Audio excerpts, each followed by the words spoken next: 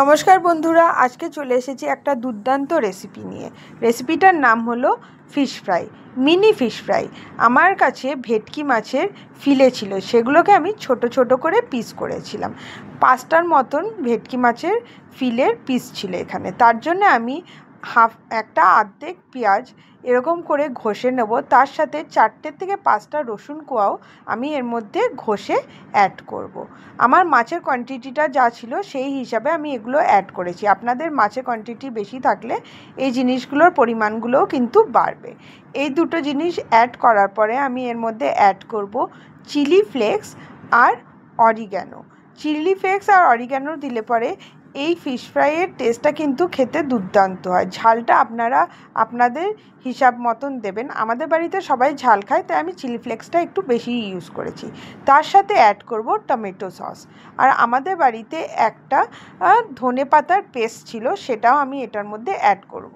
আপনাদের বাড়িতে যদি এই পেস্টটা না অ্যাভেলেবেল থাকে, আপনারা নর্মাল ধনে পাতা পেস্ট করেও এটার মধ্যে অ্যাড করতে পারেন। অ্যাড করে এগুলোকে খুব ভালো করে মিক্স করে নেব। তারপর আমি অ্যাড করব এর মধ্যে অল্প একটু ভিনিগার, ওই 1/2 চামচের মতন ভিনিগার অ্যাড করব।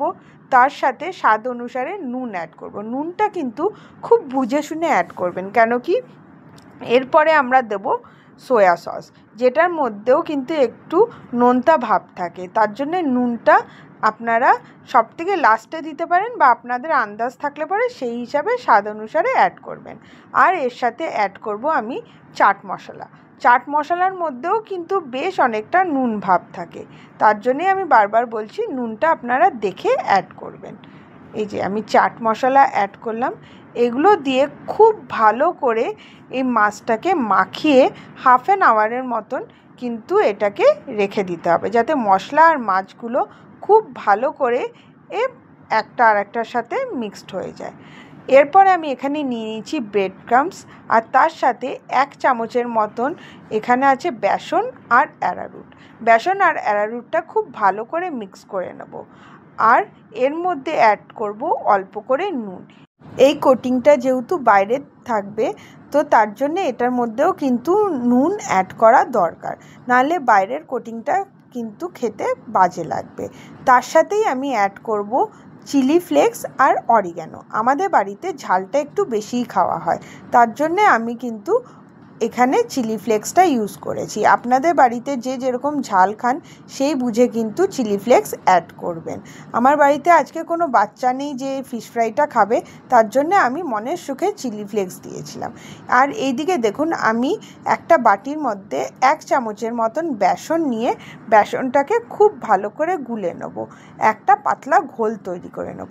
এই জায়গায় কিন্তু আপনারা ডিমও ইউজ করতে পারেন, কিন্তু আমার মনে হয় যে এরকম কোনো ভাজা পুরি যদি তৈরি করি, সেই জায়গায় আমি ডিমের জায়গায় যদি এই ঘোলটা ইউজ করি, আমার কেন যেন মনে হয় যে খুব ক্রাঞ্চি হয় ভাজাগুলো। তো আমি সবসময় বেশিরভাগ এরকম করে বেসনের ঘোলেই কিন্তু আমি ডিপ করি। দেখুন, এক একটা করে মাছ নেব, এরকম করে অ্যারারুট আর বেসনের যে শুকনো যে মিশ্রণটা বানিয়েছি ওটার মধ্যে আমি এরকম করে এটাকে কোট করে এবার এটাকে ডিপ করব এই বেসনের ঘোলটায়। বেসনের ঘোলটায় ভালো করে ডিপ করে আমি এটাকে ব্রেড ক্রাম্বসে দিয়ে এটাকে কোট করব। যখন আপনারা এই ব্রেড ক্রাম্বসে এটাকে কোট করবেন, সবসময় চেষ্টা করবেন শুকনো হাতে কোট করার। আপনি যদি ভেজা হাতে এটাকে আপনি করতে যান, তাহলে ব্রেড ক্রাম্বসগুলো কিন্তু দলা পেকে যাবে, আর এটা কিন্তু ভালোভাবে কোটিংটা না হলে ক্রাঞ্চিনেসটা আসবে না। তো সব সময় ড্রাই হাতে এটাকে কোট করার চেষ্টা করবেন। ভালোভাবে কোট করে এরকম করে আমি মিনি ফিশ ফ্রাইগুলো তৈরি করে নেব। তার মধ্যে বলে দিই, আপনাদের যদি আমার ভিডিওগুলো ভালো লাগে, প্লিজ আমার চ্যানেলটাকে সাবস্ক্রাইব করে দিন, লাইক করে দিন আর শেয়ার করে দিন। আপনারা সাবস্ক্রাইব করলে, কমেন্ট করলে আমার কিন্তু ভিডিও দেওয়ার উৎসাহটা অনেক বেড়ে যায়। তো আপনাদের কাছে এটাই রিকোয়েস্ট থাকবে, আপনাদের যদি আমার ভিডিও ভালো লাগে, প্লিজ আমার ভিডিওগুলোকে লাইক করবেন আর আমার চ্যানেলটাকে সাবস্ক্রাইব করবেন। এই দেখুন, আপনাদের সামনে আমি আরেকটা ফিশ ফ্রাই তৈরি করে নিলাম। এরকম করে প্রত্যেকটা ফিশগুলোকে আমি কোট করে এই ফিশ ফ্রাইগুলোকে 1/2 আওয়ারের মতন আমি কিন্তু ফ্রিজে রেখে দেবো। এটা যখন আমি 1/2 আওয়ারের জন্য ফ্রিজে রাখবো, তখন কিন্তু এই খুব ভালো করে এই কোটিংটার ভিতরে মশলাটা খুব ভালোভাবে কিন্তু সেট হয়ে যাবে। এরকম করে আমি প্রত্যেকটা মাছকে তৈরি করে ফ্রিজে আমি হাফ অ্যান আওয়ারের জন্য রেখে দেবো। দেখুন উপরের কোটিংটা কি সুন্দর হয়েছে, একদম যেরকম দোকানের ফিশ ফ্রাই হয় সেরকম। জোড়াসাঁকোয় কিন্তু এরকম মিনি ফিশ ফ্রাই সবসময় বুফেতে ওরা রাখে। আপনারা যদি জোড়াসাঁকো রেস্টুরেন্টের ব্যাপারে জানেন, আপনারা দেখবেন ওখানে কিন্তু এরকম মিনি ফিশ ফ্রাই সবসময় সার্ভ করা হয়। আর আজকাল কিন্তু সব জায়গায়, বেশিরভাগ জায়গায় কিন্তু এই বড় ফিশ ফ্রাইয়ের জায়গায় মিনি ফিশ ফ্রাইগুলোই করা হয়। দেখুন তেল আমার গরম হয়ে গেছে, এই সময় আমি ফিশ ফ্রাইগুলোকে তেলের মধ্যে ছেড়ে দেবো। আর যখন ফিশ ফ্রাইগুলো তেলের মধ্যে ছাড়বেন, অতি অবশ্যই কিন্তু ফ্লেমটা মিডিয়াম করে দেবেন, কেন কি হাই ফ্লেমে থাকলে ফিশ ফ্রাইগুলো পুড়ে যাবে আর ভিতরের মাছগুলো কিন্তু কাঁচা থেকে যাবে। তার জন্যে যখনই আপনারা ফিশ ফ্রাইটা ছাড়বেন তখন কিন্তু ফ্লেমটা মিডিয়াম করে দেবেন, আর এই মিডিয়াম ফ্লেমেই কিন্তু আপনাদের এটা ভাজতে হবে। বেশ ভালো করে 2 পিঠ লাল করে ভেজে নিতে হবে। আমার ফিশ ফ্রাইয়ের দেখুন পিঠগুলো কি সুন্দর লাল লাল করে ভাজা হচ্ছে। এরকমভাবেই উল্টে পাল্টে ফিশ ফ্রাইগুলোকে ভেজে নেবেন। এই বৃষ্টির দিনে এরকম করে বাড়িতে যদি আপনারা ফিশ ফ্রাই বানিয়ে খান, আমি গ্যারেন্টি দিয়ে বলতে পারি আপনি যদি এই রেসিপিটা বানান, সবাই এই রেসিপিটার ফ্যান হয়ে যাবে। কি সুন্দর লাল টকটকেভাবে ভাজা হয়েছে, দেখেছেন? দেখলেই বোঝা যাচ্ছে যে কতটা ক্রাঞ্চি হয়েছে।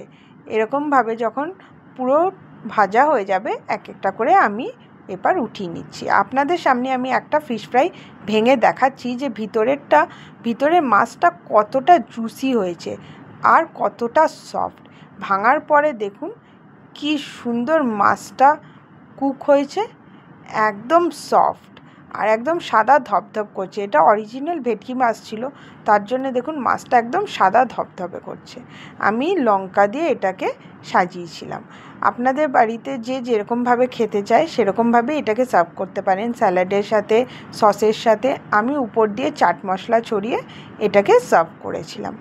এরকমভাবেই নতুন নতুন রেসিপি নিয়ে আপনাদের সামনে আমি আসতে থাকবো।